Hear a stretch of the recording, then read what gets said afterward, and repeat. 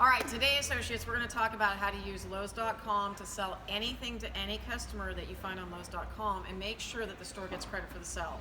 Really important that we sell them off of Lowes.com whenever possible, but one way for you to ensure that the store gets credit for the sale is to use the selling center. So I'm going to use Sergio here, who showed me this today, so all the props go to Sergio. Good job, high five, buddy. All right, so what you're going to do first is you're going to look up the item in Lowes.com. Here we've got an item that I sold to a customer today. You're going to go in and cut and paste the model number. Okay, and then we're going to log on to the selling center. And I'm going to show you guys where the selling center's at because some of you may not know where the selling center's at. So the selling center is right here. We're going to click on that, and you need to use your Genesis login to get into the selling center. So Sergio's going to log in there. It's your S0056, whatever your Genesis login is, and then your password. And when you get into that, we want to make sure that you guys go in a specific way. It's easier to search by model number than it is by item number. So we're going to do a new project. And then we're going to go in and we're going to change this drop down to SOS model number. Now Sergio copied that number, so we're going to paste that in there now. And you right click to do it. Right click on your mouse to do the paste. And there it is. We're going to search for that item number. And there's that exact same item number. You want to make sure the price is the same, which we validated. If you can click back to that tab, $46.69. Back in here, we're $46.69. So we're going to select this one, and then Sergio is going to show you how you continue. So he's going to add it to the cart. And then if that's all the customer's buying, we're going to go ahead and we're going to check out. So it's going to be just like you're doing an online order. But also you can give them a choice here if you want to pick up later if they don't want direct delivery. Yes, if they want to come to the store. So it'll give you the buttons for the options. So it's either going to be pick up later, it'll be delivered to the store. If it's a large item, Lowe's delivery, or direct delivery to the customer. Direct delivery to the customer in a lot of instances for small items. Even though this is a silk plant, it can be delivered directly to the customer. Less opportunity for us to actually have a problem with that order. So we're going to go ahead and leave it at direct delivery. That's how the customer wanted. Then you go to the checkout portion, and Sergio's going to walk you through how you finish invoicing it. We put the customer's phone number in. Just go ahead and put the store's number in because we know that'll come up.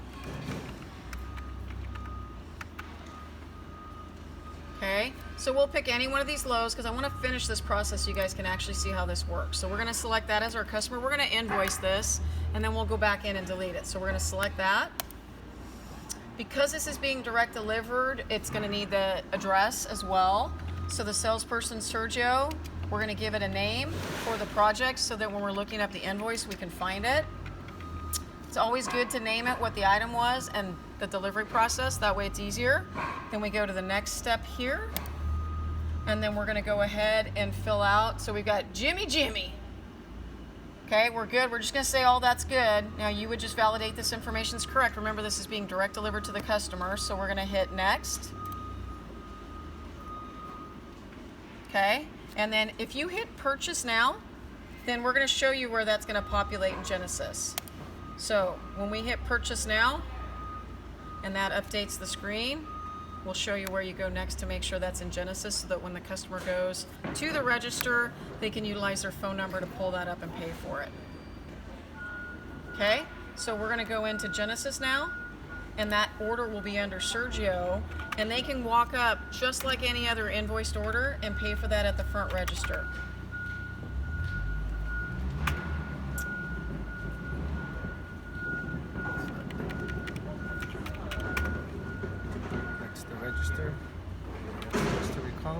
So we're going to put that in and we're going to see if Jimmy's in there. So Jimmy's right here. And there is his silk plant direct delivered invoice. The cashier would pull that up and finish that sale. So what I want you guys to understand today is there's two things. First of all, if you can sell it through the selling center and utilize Genesis, do it because then we ensure that the store gets credit for the sale. If not, or there is a difference in price, utilize Lowes.com to finish that transaction. So Sergio, will you go back up in here for me? So what we would do is we would add it to the cart. And it's going to ask you, do you want to continue shopping or do you want to check out?